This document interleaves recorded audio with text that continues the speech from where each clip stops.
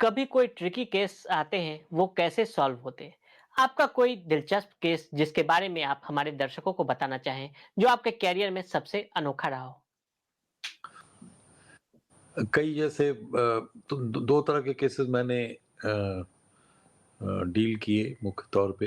एक तो pure crime किस्म का केस था, तो वो कटिंग एज लेवल पे हैंडल होता है, लेकिन सोशल क्राइम जैसे माइनर बच्चों की ट्रैफिकिंग, ये मैं जब डीसीपी सेंट्रल हुआ करता था एक ज़माने में, तो वहाँ पर कमला मार्केट एक थाना है और कमला मार्केट थाने के इलाके में दिल्ली का ट्रेडिशनल रेड लाइट एरिया है।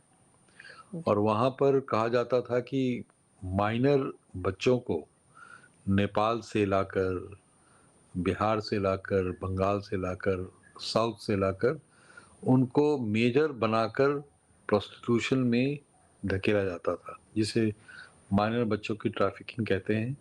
और वो एक दिलचस्प केस, वो सीरीज़ ऑफ केस बना, क्योंकि वहाँ पर उसका जो सबसे बड़ा सरगना था, मुझे याद है वो पांडे, वो आज तक गिरफ्तार नहीं हुआ था और लोकल पुलिस की मिलीभगत से छोटे-मोटे केसेस पुलिस वाले बनाते थे और वो अपने मुर्गे उनको दे देता था। और जब वो पकड़ाया, उसका उस आदमी का काठमांडू में 3 स्टार होटल था और दिल्ली में उसके 2 या 3 साउथ दिल्ली में फार्म हाउसेस थे।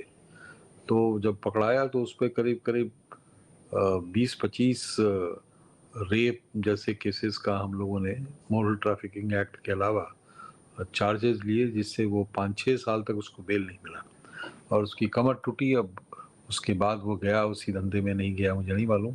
लेकिन वो बहुत रोए खड़े खड़ा करने वाला था और हमारी एक बड़ी जांबाज ऑफिसर, जो कि उस समय प्रोबेशनर थी हमारी, अब तो वो बहुत ही चर्चित अधिकारी हुई है, छाया शर्मा। और हमने छाया को उस कमला मार्केट थाने का एसएचओ नियुक्त किया उस समय। और वो छाया बिल्कुल एनर्जेटिक और बहुत काबिल लड़की थी, लेकिन उसके पास अनुभव लिखत पढ़त का नहीं था कानून के। तो उसके सपोर्ट में हमने एक एडिशनल एसएचओ जो करोल बाग का था, वहाँ लगाया। उसको हमने समझाया भी कि गलती करोगे तो इसका खामियाजा भी तुम्हें भुगतना पड़ेगा, सही ढंग से लिखत पढ़त करो, एक्शन बोलेगी। उसने करीब-करीब मेरे ख्याल से दर्जनों रेड किए और वो हर रेड एक बहुत ही रोए खड़े करने वाले उसकी ये होती थी। और अंत में दिल्ली का हाई कोर्ट, उस समय की एक जज थी उषा मेहरा, उन्होंने इतना इंटरेस्ट लिया कि ऑलमोस्ट उस इलाके से माइनर बच्चों की ट्रैफिकिंग रुक गई। परमानेंट रुकी कि नहीं रुकी ये मैं नहीं जानता, लेकिन करीब-करीब 1 डेढ़ साल तक वहाँ पर उसके बाद किसी की हिम्मत नहीं हुई कि वो सर उठाए। तो ये एक तरह का केस है, इस सोशल क्राइम है, लेकिन उसके इम्प्लिकेशंस बहुत बड़े हैं। और मुझे याद है कि एक बार वो रेड में एक कोठे के अंदर गई तो वहाँ पर एक भी कोई बच्ची नहीं थी। और इसके साथ एक हवलदार था, वो थोड़ा अनुभवी था, तो उसने अपने बेटन से दीवालों में टक-टक करने लगा और एक जगह उसे लगा कि ये हॉलो है और तुरंत उसने उसको हटाया तो वो बिल्कुल रैट की तरह, चूहे जैसे बिल में होते हैं, बच्चे निकल के बाहर भागे। उसको ठूँस दिया गया था पुलिस के रेड के समय। और इस तरह की कई इमेजरीज़, बहुत मेरे लिए मूविंग एक्सपीरियंस था। और उसमें जो काम हुआ उससे हाई कोर्ट भी कंप्लीटली अलाइन्ड हो गई आजकल। और हम लोगों के साथ पब्लिक प्रोसिक्यूटर होती थी जो अब हाई कोर्ट की जज हो गई। बहुत हम लोगों ने क्लोजली सब मिल के काम किया। जर्नलिस्ट थी, उन लोगों ने हमारे साथ अलाइन किया। तो बड़ा ही एक अच्छा और लगा आपको कि हाँ, उनका रेस्क्यू, उनकी रिहैबिलिटेशन। बाद में दिल्ली हाई कोर्ट ने हम लोगों को कोर्ट ऑब्जर्वर बना के नेपाल भेजा कि जो बच्चियां भेजी जा रही हैं उनका सेटलमेंट प्रॉपर हुआ है कि नहीं, एक्सेप्टेंस हुआ है कि नहीं, ये देखने के लिए हम कोर्ट के ऑब्जर्वर बन के गए वहाँ।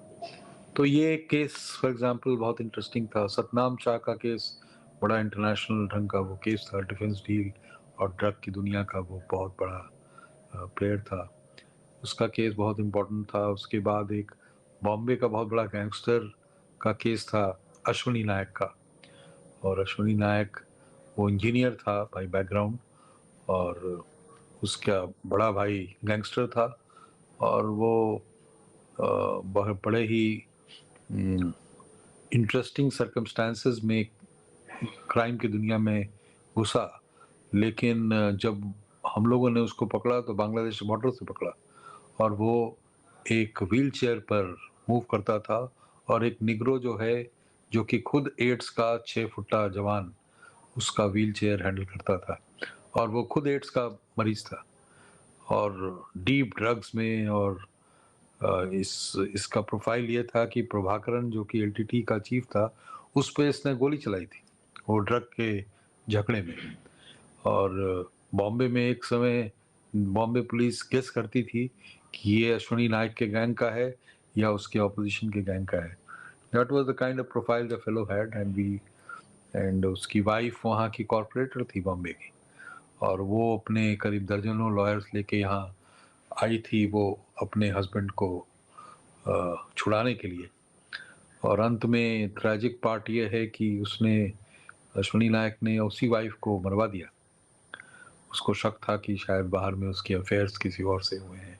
तो इस तरह के कई केसेस, एक दो नहीं दर्जनों केसेस हैं जिससे लंबी बात हो सकती है, और सब पे बॉलीवुड की बड़ी सुपर फिल्म्स बन सकती हैं, क्योंकि मुझे लगता है कि बॉलीवुड को अभी पुलिस के रियल इंटरेस्टिंग दुनिया का आभास बहुत सुपरफिशियल है।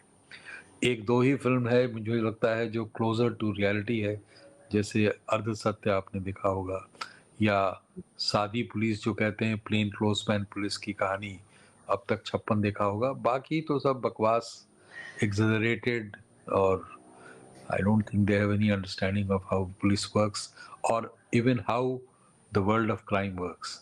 आप एक तरफ गॉडफादर जैसी फिल्म देखिए, आपको अंदाज़ा लग जाएगा कि एक क्रिमिनल किस तरह से बिहेव करता है, सोचता है, प्लान करता है, और दूसरी तरफ हमारे यहाँ अपना बंदूक उठाया, किसी को मार दिया, कुछ किया। गैंग्स ऑफ वासेपुर कितनी चली फिल्म, लगता था कि उस जगह पे, उस जहाँ पर उसका बैकड्रॉप था जो शहर, वहाँ पुलिस एग्जिस्ट ही नहीं करती थी। इसने उसको मारा, उसने उसको मारा, उसने उसको मारा, पुलिस उस पूरे कैनवास में कहीं थी ही नहीं। जो कि very unreal world, and it doesn't happen. No matter कितना लचर पुलिस हो, ऐसा कभी नहीं हो सकता है कि फ्री रन किसी को हो। दूसरी तरफ सिंघम जैसी फिल्म है, लगता है कि पूरी दुनिया को सिंघम ही चला रहा है। तो they are all, into my mind, they are all trash movies, but then जनता को एंटरटेन करती है तो जनता पसंद करती है। अगर आप भी लेना चाहते हैं देश दुनिया की तमाम जानकारी तो आज ही सब्सक्राइब करें हमारे चैनल को। साथ ही नीचे दिए बेल आइकन को जरूर दबाएं ताकि हर अपडेट आप तक पहुंच सके।